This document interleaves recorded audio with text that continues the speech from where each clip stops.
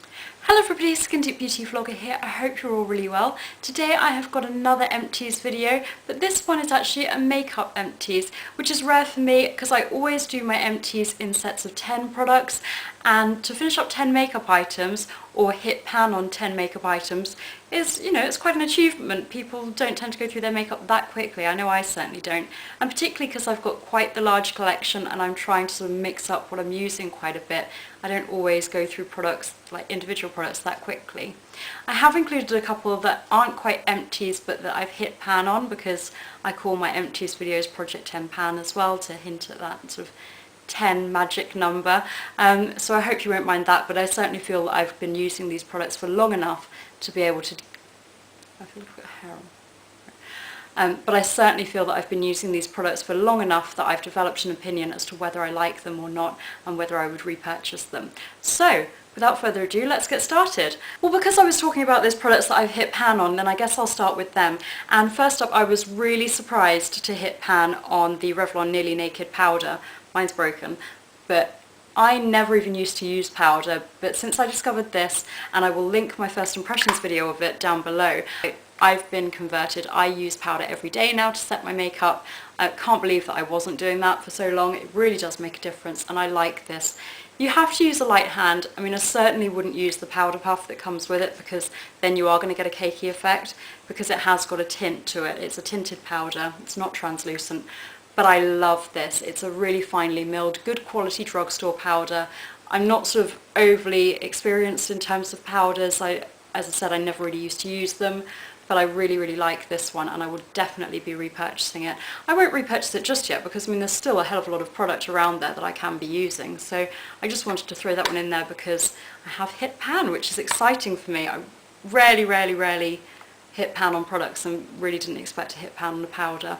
I think I've hit pan on it fairly quickly. I mean, when did I start using this? I guess in the summer, and I've been using it every day. I'd say it's taken me, I've used up these products sort of at different stages, so it's taken me a while to hit 10 products. I would say that I hit pan within maybe 4 months. It's really starting to rain, so hopefully the lighting is going to be okay, and also the sound. Another product that I've hit pan on is the eyelid shade on the Walking on Eggshells palette by Wet n Wild, which I'll try to open for you. Wet n Wild packaging, oh my goodness, does anyone else find it difficult to open, or is it just me? Mine's looking really messy because since I've hit pan on it, it's sort of breaking up a little bit, but definitely hit pan there. You can see, hopefully, that I've hit pan on that shade, and I really do like it, just even as a colour wash all over the lid. It's very similar to MAC's Naked Lunch, which I love, and because I use that one as a colour wash all over the lid as like an everyday eyeshadow, then that's probably why I've used that one sort of far more quickly than the other two. Now, Wet n Wild's not available in the UK, so I had actually picked up 2 of these anyway, so I've got this one and then a backup, so I've already effectively repurchased it. I really do like it. I know that I also got one of these for my mum because I just thought that she'd like it, and even though it's a drugstore thing, I just thought it would be a cute little gift to give her.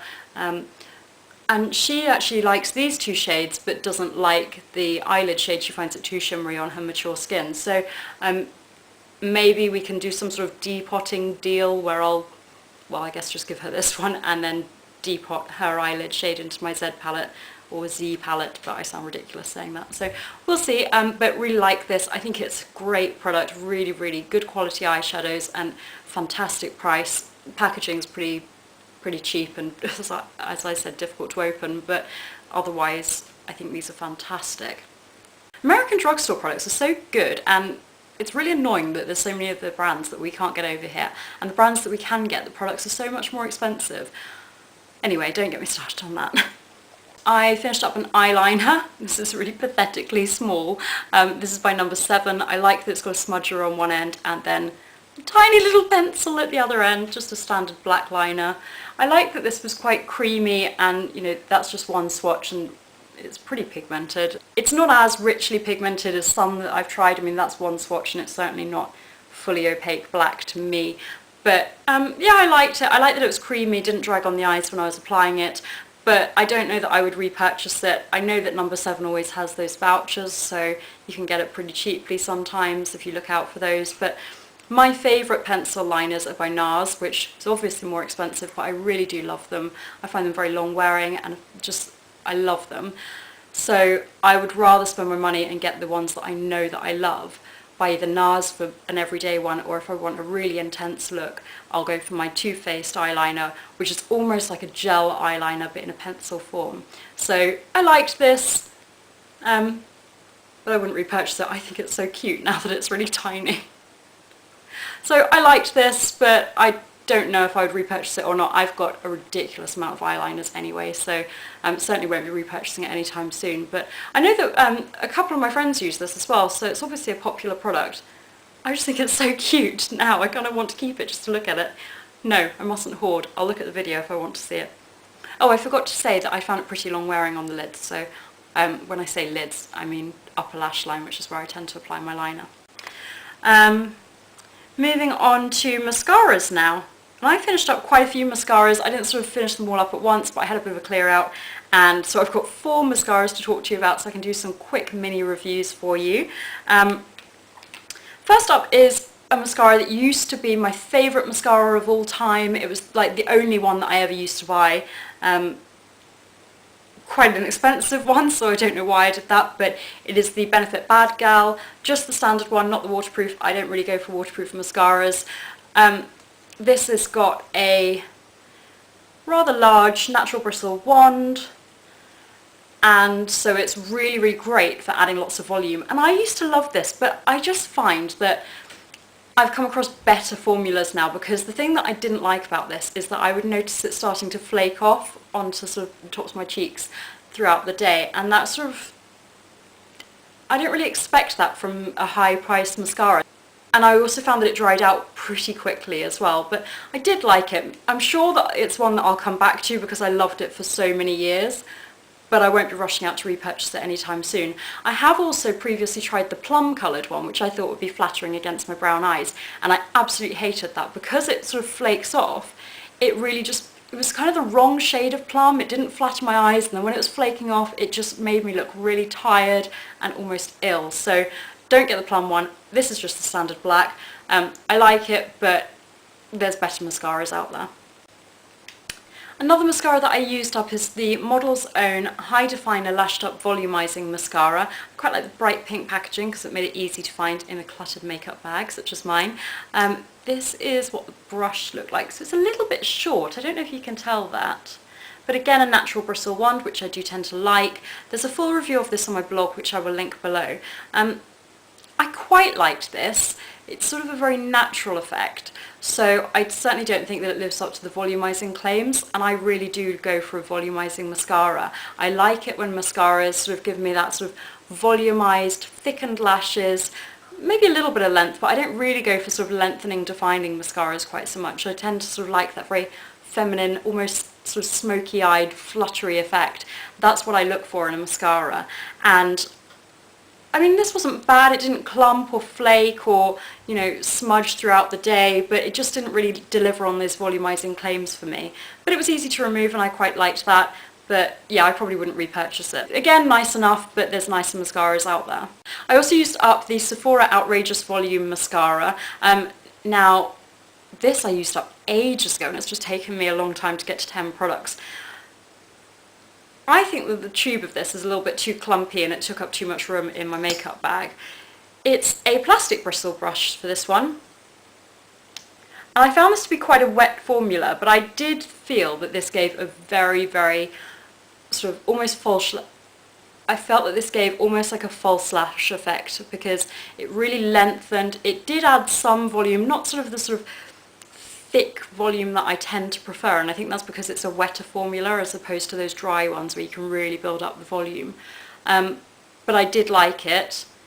I wouldn't repurchase it because I just didn't fall in love with it. I liked the effect that it gave, but I found it quite difficult to use. I actually really liked layering this with my, what's it called?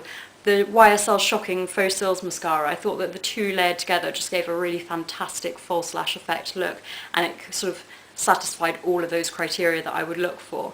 This was quite lengthening as well. I've used this in tutorials, so if I can think of a tutorial that I've used it in, I'll link that below so you can see it in use. But again, I liked the effect. I didn't love it. I won't repurchase it. I don't have a Sephora where I live anyway, because we don't have Sephora in the UK, which is really annoying.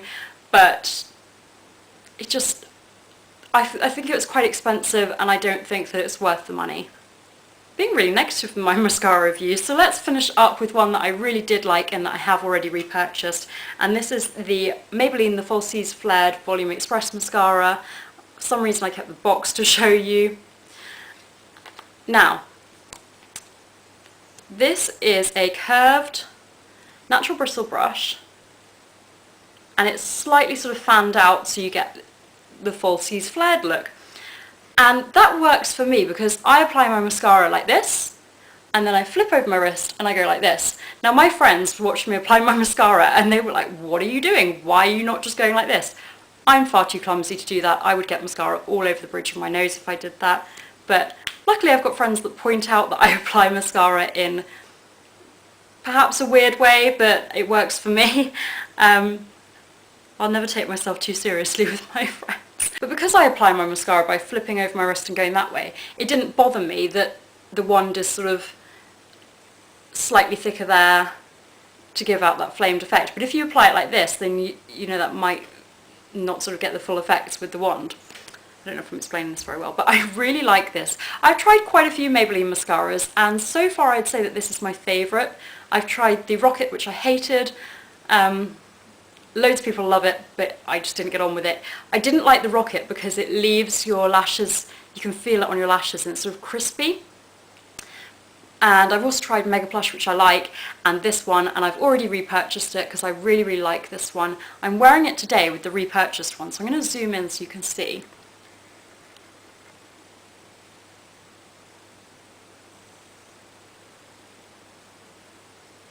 That's a bit scary, so let's zoom back out. So I like the effect that this gives because it almost gives like a smoky lash effect, you know, that sort of feminine fluttery lashes that I keep going on about that I really do like. It's quite difficult to remove at the end of the day. I need to use a separate eye makeup remover. I can't just use my normal oil-based cleanser, which is surprising because normally they're pretty good at taking off mascara. And you know, this isn't a waterproof mascara because I don't like waterproof mascaras. I also found that it dried out quite quickly, so another downside, and it did start to clump up when it started to dry out.